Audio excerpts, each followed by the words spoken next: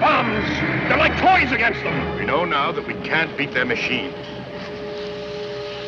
We've got to beat them. Let's move on from the terrestrial Rear Window to something a little bit more extraterrestrial.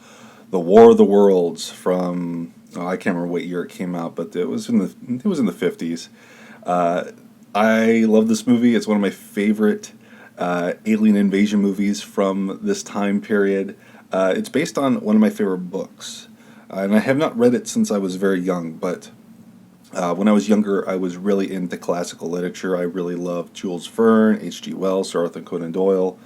I still love Sir Arthur Conan Doyle. Charles Dickens. I haven't read Jules Verne or H.G. Wells since I was a kid, but I continue to go back to Charles Dickens and Sir Arthur Conan Doyle. But War of the Worlds was one of my favorite books when I was a kid, and I was determined to see every single adaptation of The War of the Worlds.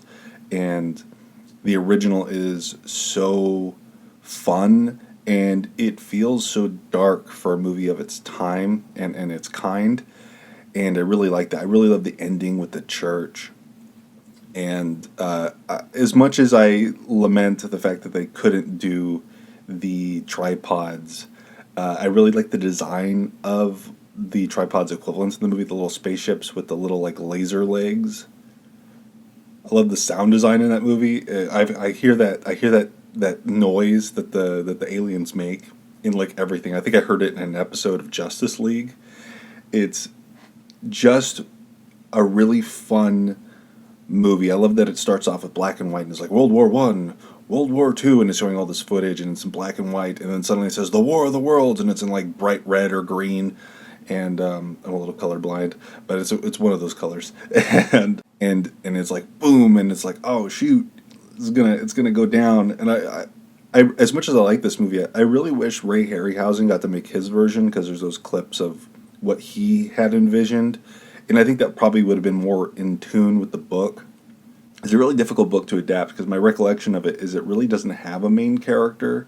In this version, it's a Dr. Forrester, which they later used that name, Clayton Forrester, which is the name they used for the villain in the Mystery Science Theater TV show, which as a fan of both those things, I love that little reference. But yeah, I just a really fun movie, and it spawned a really interesting TV show. I don't think a lot of people know about this, and maybe I'm wrong, but there's a TV show sequel to this, and it's really, really weird. There's 2 seasons of it, and they're both radically different. The second season is more like a dystopia thing. I never finished the second season, but I did finish the first season.